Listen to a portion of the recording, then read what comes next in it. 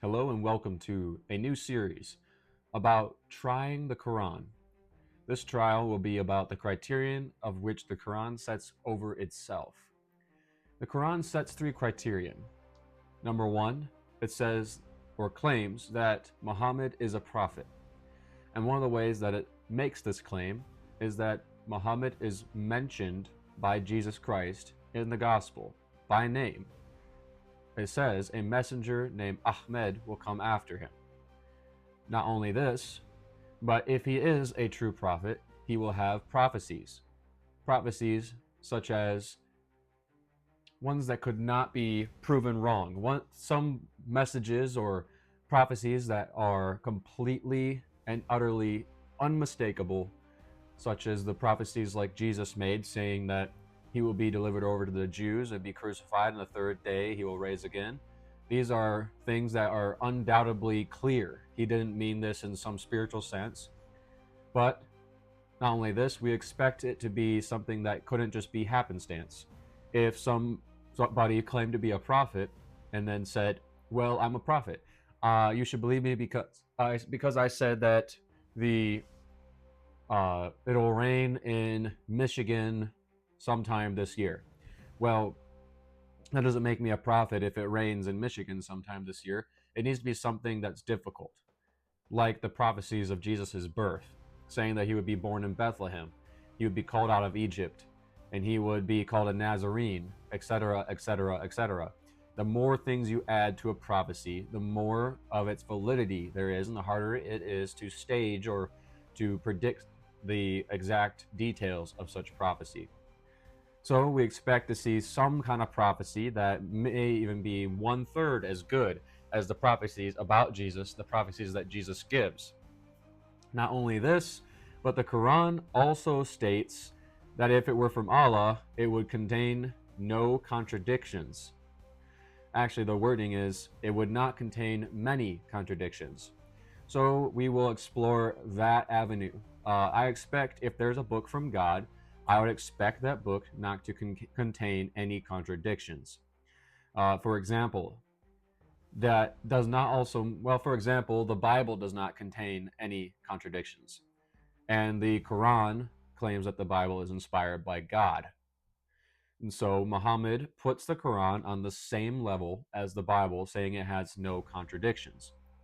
This is not to say that a book, just because it doesn't contain any contradictions, that it has to be from God. Like, I can get a math book that does not contain any contradictions or mistakes in it, but that doesn't mean it's from God. But if a book was from God, it would not have any contradictions. So we will explore that avenue in this series. The third avenue is that the Quran claims to be in continuity with the previous scriptures, and it even names those previous scriptures for us. So we don't have to wonder which scriptures it is speaking of. It is the scriptures of the Bible. It specifically states the Torah, the Gospel, and which is also known as the Injil in Arabic, and the Zabur, which is the Psalms given to the prophet David. So let's explore some of the avenues here that I have decided to take. One thing here is that Muhammad is a prophet. Here's what we need to do. First of all, we need to identify a prophecy in the Quran. We'll leave the Hadith out for this series, most likely, but we'll look into the Quran. Here we have Surah 30, verses 2 and 3. And this is what Muslims usually turn to as one of their great prophecies in the Quran from Muhammad. It says, "The Romans have been defeated." Verse 3, "In a nearby land, yet following their defeat, they will triumph." So there's your first prophecy. When I was looking up what are some of the greatest prophecies recorded in the Quran, this was number one, their greatest prophecy. We'll be tackling that in our next video. So, no more comment on this prophecy. We will have that in the next video. To back up the next thing that we will be trying the Quran with is it claims it has, if it was from God, it would contain no more than whatever many contradictions is. If many contradictions would be, 20 contradictions, or we'll say 5 contradictions. If that's many, depends on the person. But we'll just say if it was from God, it should contain like no contradictions. But here we have this verse from revealed by Muhammad. It says in Surah 4, ayah 82, so that's chapter 4, verse 82. It says, "Then they would not reflect upon the Quran. If it had been from any other than Allah, they would have found within it much contradictions." Much contradictions. Excuse me. This is Sahih International.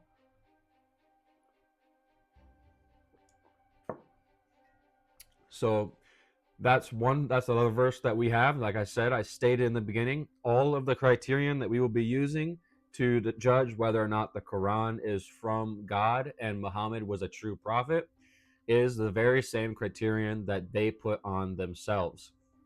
So let's look at the final criterion. Here we have the Torah, according to the Quran, is the criterion. It says, "And recall," this is chapter 2, verse 53, "and recall," all this part that's in the brackets there, where it says that while you were committing this wrong, that's not in the Arabic. So we're going to skip the brackets. So starting over the verse, "And recall, we gave Moses the scripture and the Furqan, al-Furqan, the criterion, that you are guided to the right way." Moses was given the scripture. What scripture was given to Moses? The Torah. The Torah is al-Furqan, the criterion. If you were to look at the tafsir on this verse, it tells you that criterion is the standard of truth by which you judge right or truth or wrong, meaning falsehood. That's what a criterion is. It's not only this verse we have to lean on, but we also have Surah 5, verse 66. Here it is. "If they had upheld the Torah and the Injil and what had been sent down to them from their Lord, they would surely have had plenty to eat from above." See, we have the Torah and the Injil. The Injil is the gospel. This isn't the only verse we have. We have right here, Surah 5:43. "How do they ask you to judge while the Torah is with them?" With them. So they currently have it. "Having the ruling of Allah." The Torah contains the ruling of Allah. Still, they turn away after all that. They are no believers. We have down here in Surah 3, verse 3, Surah 3, verse 3, "He hath revealed unto thee the scripture with truth, confirming," meaning it would be in continuity. So the Quran is confirming that which was before it, even as he revealed the Torah and the gospel. Surah 3, verse 3. Over here we have Surah 3, verse 48. "He shall teach them the book and the wisdom and the Torah and the Injil." Surah 3, verse 48. Surah 3, verse 50. "And confirming that which was before the Torah, and to make lawful for you some of what was forbidden for you, and to have come to you with a sign from the Lord, so fear Allah and obey me. O people of the book, why do you argue about Abraham, while the Torah and the gospel were not revealed until long after him? Do you not understand?" Constantly, the Quran keeps talking about how the Torah and the gospel are part of the revelation from Allah, and they are Allah's words. They are in continuity with the Quran. So we'll have to test that out. Is the Quran in continuity with the current scriptures? With the current scriptures. So there you have it. All the criterion that the Quran lays out. We talked about how Muhammad mentioned that Jesus had mentioned a prophet or a messenger that would come after him named Ahmed. This is its claim that Muhammad is a messenger from Allah, and he bases this claim on the fact that he's saying, I am mentioned by name, Ahmed, by Jesus in the scriptures. So that's what we will be exploring next time. Next time, we'll be looking into whether or not Muhammad is a prophet. So we need to see, does he have revelation from God, meaning prophecies that are unambiguous? And 2, is he mentioned by name by Jesus? By Jesus. All right, thank you so much for watching. I hope you enjoyed this video. If you did, give it a like. Please subscribe and stay tuned for the next video.